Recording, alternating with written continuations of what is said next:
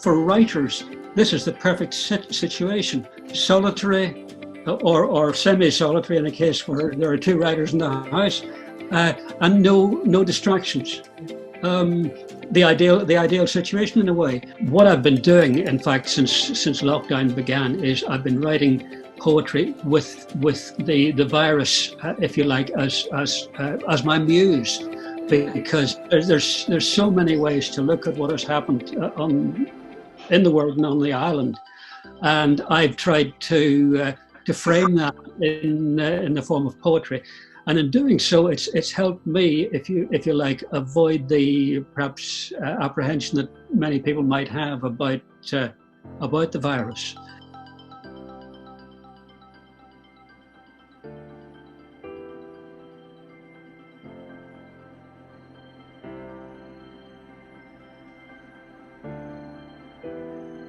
I actually found the creativity side of lockdown, or wanting to be creative, very difficult, because I felt an expectation that I was going to write lots of songs or do lots of things. I'm in the ukuleles, and I thought, oh, this is going to be a great time. I'm going to write loads. I'm going to do loads of stuff.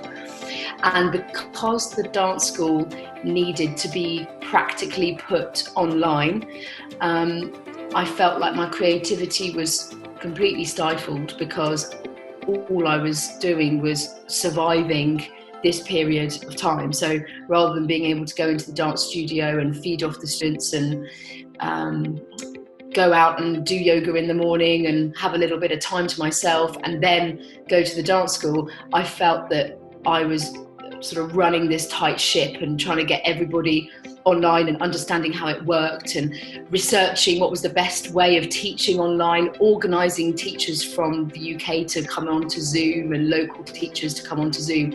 And it was very stressful and pressured. So I felt like the creativity had vanished with the pressure. So I think the only thing creative that I've been doing is cooking a bit more interesting food.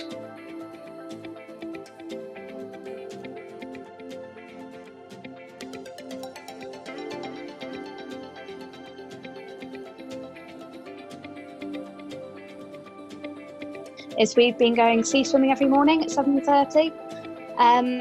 I've been in for about 20 minutes. We don't use wetsuits because it's just more faff. And the girls have been going in for a maximum of about 10 minutes.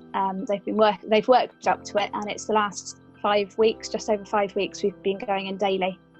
We've got two Czechoslovakian wolf dogs, and we've been taking them on daily dog walks. Wow. And again, it's been nice getting out the house for a bit of exercise.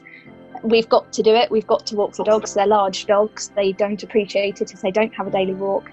So, and the difference before and after a walk is noticeable.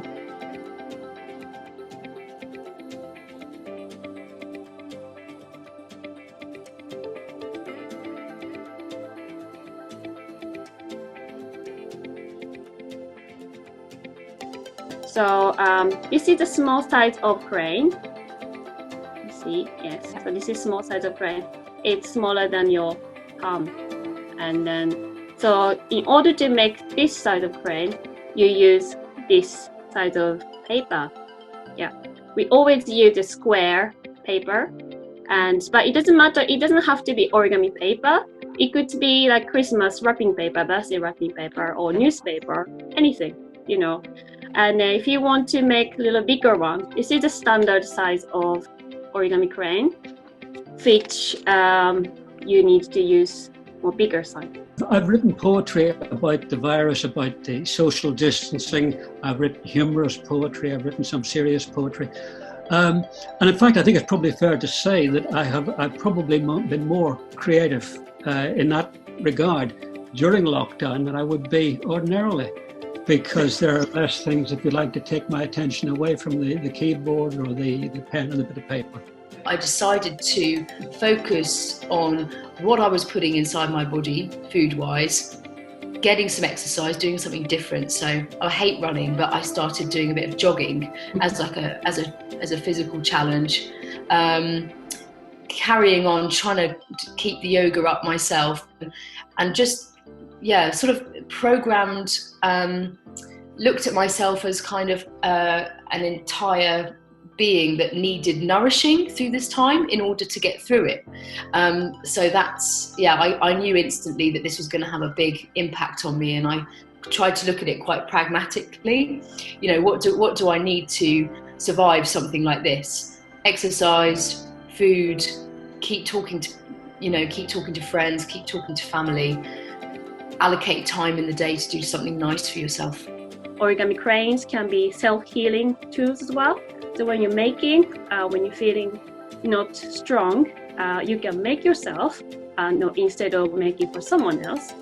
And then so you constantly keep having connections with yourself and also with other people. Quite a few of my family members are autistic, so it's possible that I am.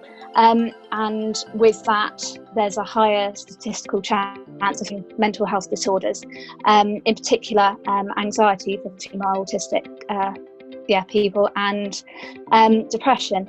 And therefore, I kind of took the decision a few years ago that I was the one that needed to be responsible for my mental health. It's not anybody else's responsibility, although people can obviously help.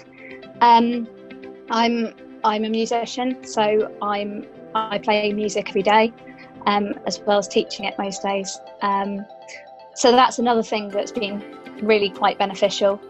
Anyone who's in a situation of being in lockdown and being alone, or being in a confined situation, to explore any creativity that they might have, because I think it's a great therapy. It certainly helped me enormously during these several weeks that we've been locked down. Now the yoga studio I attend is open again.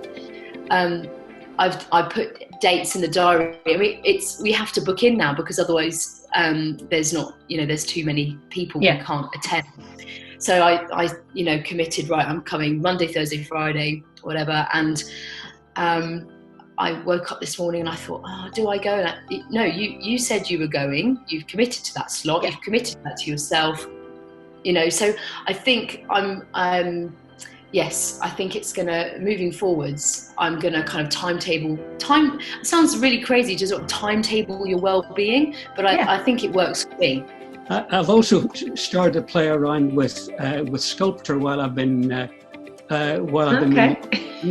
very, very feeble and amateurish way, but I've been doing that. And it's something that I wouldn't perhaps have explored ordinarily, but again, it's a case of having the time and the space to do it. And I surprised myself that it's something I'm going to follow up. As soon as we say, I should do this, I must do this, there's a sort of inner rebellion that goes on sometimes. Like with the dance school going online, I was finding myself thinking, before I was logging in, I don't want to do this. This isn't what I normally do. I don't want to do this. And then I was then thinking, well, what do you want to do? I was thinking, well, I want to give the children some structure. I want to see their faces. I want to do the best that I can. So that then overruled that kind of, I should, I must, that obligation. We can get rid of the obligation and the pressure on ourselves and do what we want to do. I remember being told you can't always do what you want to do. And actually, I'd say now that you have to do what you want to do most of the time, because otherwise you're going to be miserable and feel, as soon as you feel obliged to do something, don't want to do it. So trying to put the positive spin even on the sort of mundane tasks or the things that are a bit more difficult maybe.